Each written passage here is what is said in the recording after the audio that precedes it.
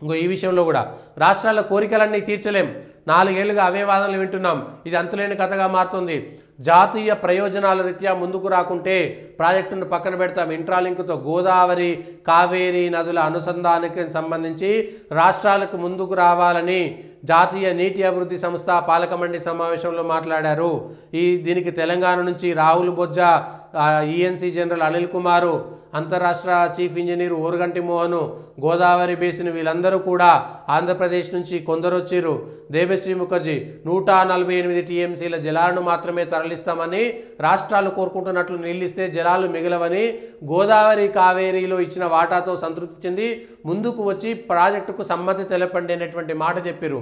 రాష్ట్రాల యొక్క ప్రయోజనాలు కాపాడాలి, రాష్ట్రాల యొక్క ప్రయోజనాలు కాపాడాలి, దేశాల యొక్క ప్రయోజనాలు కాపాడాలి.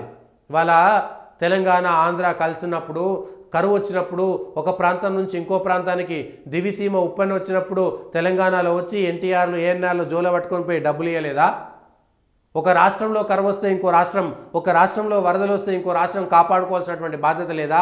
కేంద్రంతో పాటు ఏది కేరళలో కెలామిటీ వస్తే, విపత్తు వస్తే వివిధ రాష్ట్రాలు ఉండేటువంటి వాళ్ళు కేరళకు మనం పంపించలేదా సరుకులు కానీ మిగిలినవి కానీ?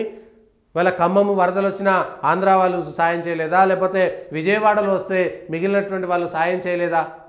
చేయాల్సిందే కదా.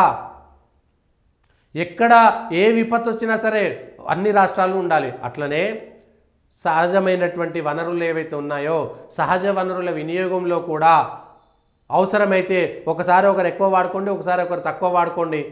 అక్కడున్నటువంటి పరిస్థితుల దృష్ట్యా ఒకరు ఎక్కువ ఒకరు తక్కువ తీసుకోండి. ఇవాళ చెరువులో ఒక గ్రామంలో ఉండేటువంటి చెరువు కింద ఉండేటువంటి నీరటి కాడు కూడా ఏ పొలం ముందుగాల పోవాలని నీళ్లు, ఏ పొలానికి ముందుగాల పోవాలని నీరటి కాడుకు సంబంధించినటువంటి వ్యక్తి ఆ చెరువులో ఉన్నటువంటి పొలాలకు నీళ్లు పంపించేటువంటి వ్యవస్థ మనం చూసినాం. ఆ చెరువు కింద ఉండేటువంటి పొలాలకు ఎట్టేయాలి, మీద ఉండేటువంటి పొలాలకు ఎట్లే అనేటువంటి ఒక అవగాహనతో ఉంటాడు. అట్లనే దేశంలో ఉన్నటువంటి నదులన్నీ కూడా, ఒక నదేమో మొత్తం నీళ్ళలో కలిసిపోతుంది, ఒక నదేమో మొత్తం ఒక దగ్గర ఉండిపోతుంది. ఇవాళ సహజ వనరులైనటువంటి వాటన్నిటిని కూడా ఓ దగ్గరనేమో సింగరేణి బొగ్గంతా తూకొని పోతున్నాం, కేవలం తెలంగాణకు మాత్రమే వాడుకోవట్లేదు కదా, ఎక్స్పోర్ట్ చేస్తున్నాం కదా, దానికి రావాల్సినటువంటిది మనకు వస్తుంది కదా రాయల్టీ. అట్లనే మిగిలిన రాష్ట్రాల్లో ఉన్నటువంటిది బొగ్గు వినియోగము, ఒక్కొక్క రాష్ట్రంలో ఎక్కువనో మనం కరెంటు కొంటున్నాం ఛత్తీస్గఢ్ నుంచి, మరి ఛత్తీస్గఢ్ జలాలను ఉపయోగించిన దాంట్లో మనం డబ్బులు ఇచ్చి కొంటలేమా? అట్లా సహజ వనరులన్నింటిలో కూడా రాష్ట్రాలకు సంబంధించి కేంద్రము రాష్ట్రాలు అందరూ కలిసి కూర్చొని ఒక అమికబుల్ రీజనబుల్గా వస్తే అన్నీ మనకు సాధ్యమవుతాయి. ఒక రాష్ట్రానికి నదులు ఉండకపోవచ్చు, తెలంగాణకు ఇవాళ సముద్రం లేదు, మిగిలినటువంటి ఉత్తరాది రాష్ట్రాల్లో కొన్నిటికి సముద్రాలు లేవు. సముద్రాలు లేకపోతే సముద్రాలు ఉండేటువంటి వాళ్ళు, షిప్లు ఉండేటువంటి వాళ్ళ తీరు వేరే రకంగా ఉంటుంది. అట్లయితే నదుల అనుసంధానం చేయడం ద్వారా ఆ నదుల ద్వారా వచ్చేటువంటి రవాణా కూడా పెరుగుతుంది కదా, దానికి సంబంధించినటువంటి విషయంలో కూడా మనం మాట్లాడాలి కదా. ఇగో దీంట్లో మనం ఎక్కడైనా సరే కావేరీ కానీ గోదావరి కానీ ఈ అనుసంధానాలకు సంబంధించినటువంటి అంశంలో గోదావరి కావేరీ అనుసంధాన ప్రాజెక్టును పోలవరం నుంచి చేపట్టాలని ఏపీ చీఫ్ ఇంజనీర్ చెప్పింది. ఎందుకంటే వాళ్ళకి అవసరం కదా, ఇప్పుడు అంటే తమకు అవసరం ఉంటే ఒకటే, లేకపోతే లేదనేటువంటి మాటన. గోదావరి కావేరీలో 50% వాటా ఇవ్వాలి తెలంగాణ. 145 టీఎంసీలో 74 టీఎంసీలను తమకు కేటాయించాలని తెలంగాణకు సంబంధించినటువంటి వాళ్ళు. దీనికి సంబంధించిన దాంట్లో తెలంగాణ ప్రయోజనాలు దెబ్బపడకూడదు. 50%లో ఒక 2%, 3% తగ్గిందనుకో వదిలేద్దాం, ఒక 2-3%, 46-47%. అప్పుడు మనం ఒక ఒప్పందం చేసుకోవాలి.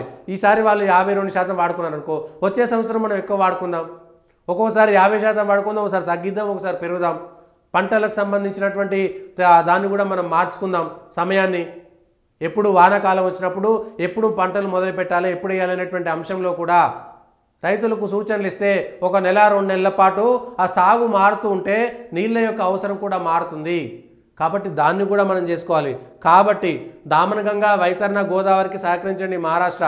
కొత్తగా దామనగంగా వైతరణ గోదావరి నదుల అనుసంధాన ప్రాజెక్టును చేపట్టాలని నిర్ణయం తీసుకున్నామని. దీన్ని గోదావరి కావేరీ ప్రాజెక్టుల ఇలా పంజాబ్లో ఉన్న, పంజాబ్ అంటే కూడా 5 నదులు కలిసి ఉండేటువంటిది. కాశ్మీర్లో నదులు ఉన్నాయి. సరస్వతి నది అంతర్ధానం అయిపోయింది ఇవాళ. ఆ నదులను వాడుకోకపోతే బ్రహ్మపుత్ర నది, అస్సాంలో ఇప్పటికీ వరదలు వస్తుంటాయి. ఎందుకు వాడుకోలేకపోతున్నాం?